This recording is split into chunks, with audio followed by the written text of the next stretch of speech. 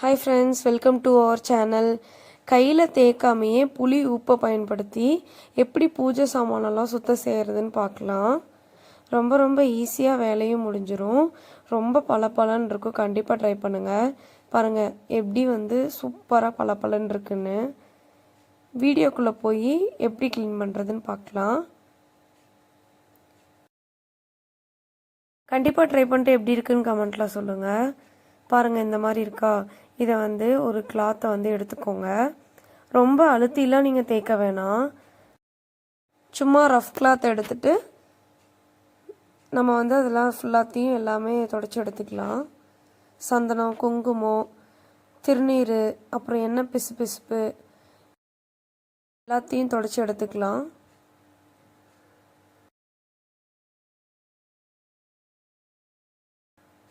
எல்லாத்தையும் தொடச்சதுக்கப்புறம் இதெல்லாம் மூழ்கிற மாதிரி ஒரு பாத்திரம் எடுத்துக்கோங்க. அந்த பாத்திரத்தில் தண்ணி எடுத்துக்கோங்க. எடுத்துட்டு ஒரு கையளவு கல்லுப்பு எடுத்து அதில் போட்டுருங்க. ஒரு எலுமிச்சம்பழம் சைஸ் அளவுக்கு புளி எடுத்துக்கோங்க. புளி எல்லாத்தையும் கரைச்சிருங்க.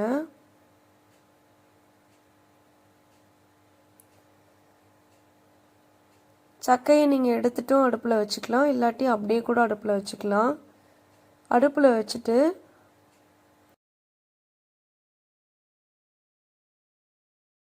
ஒரு 5 நிமிஷம் அப்படியே விட்டுருங்க. லைட்டாக பபிள்ஸ் வரும்போதே எல்லா பூஜை சாமானமும் உள்ளே மூழ்கிற மாதிரி நம்ம போடணும். முன்னாடியே போட்டுருங்க. கொதிச்சதுக்கப்புறம் போட்டிங்கன்னா கை சுட்டுரும். பார்த்து பண்ணுங்க.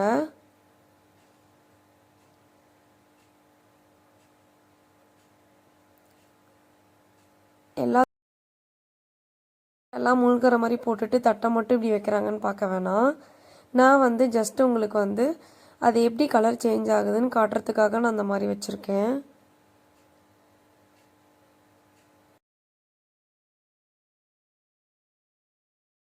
அடுப்பை ஆன் பண்ணிட்டு நல்லா கொதிக்க விடுங்க.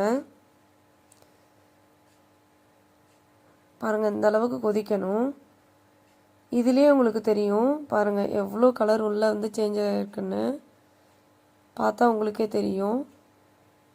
அந்த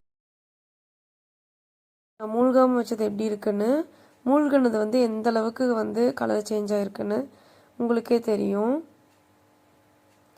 சின்ன சின்ன இடுக்கில் கூட எல்லாமே போயிடுச்சு பாருங்கள். இந்த பக்கம் லெஃப்ட் சைடில் இருக்கிறது மூழ்காமல் இருக்கிறது போகவே இல்லை பாருங்கள்.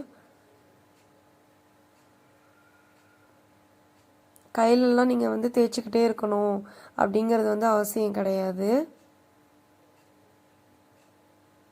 ரொம்ப ஈஸி மெத்தட் இது.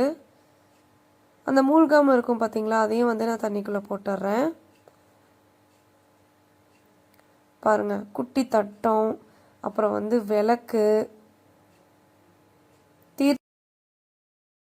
தீர்த்தம் வைக்கிற அந்த கிளாஸ் எல்லாமே கலர் சூப்பராக சேஞ்ச் ஆகி வந்திருக்கு பாருங்கள். டிஃப்ரென்ஸ்க்காக தான் அப்படியே எடுத்து காமிக்கிறேன். அடுப்பை ஆஃப் பண்ணிவிட்டு நம்ம நல்லா ஆற வச்சிடலாம். பாருங்கள் புளியோட அந்த சக்கை மட்டும்தான் அங்கங்கே இருக்குது. மற்றபடி எவ்வளோ க்ளீனாகி பளபளன்னு இருக்குன்னு பாருங்கள். ஆறுனதுக்கப்புறம் பாருங்கள் எவ்வளோ சேஞ்ச் ஆகிருக்குன்னு. புளியோட அந்த சக்கை மட்டும்தான் அதுக்குள்ளே இருக்குது. தண்ணியெல்லாம் கீழே ஊற்றிட்டு நம்ம இதெல்லாத்தையும் எடுத்துட்டு ஒரு கிளாத்தை வச்சு நல்லா தொடச்சிக்கலாம், தடவிடலாம். அப்போ உங்களுக்கு பளபளன்னு இருக்கும். உங்களுக்கு வேணும்னா மட்டும் நீங்கள் அந்த மாதிரி பண்ணிக்கலாம். கண்டிப்பாக ட்ரை பண்ணிட்டு எப்படி இருக்குன்னு கமெண்ட்டில் சொல்லுங்கள். அவ்வளோதான் பாருங்கள் எவ்வளோ சூப்பராக ரெடி ஆயிடுச்சுன்னு. எல்லாம் தொடச்சதுக்கப்புறம் மட்டும்தான் நம்ம திருநீர் அப்ளை பண்ணோம். ஈரத்தோடவே அப்ளை பண்ணோம் அப்படின்னா அங்கங்கே திட்டாக மாறிடும்.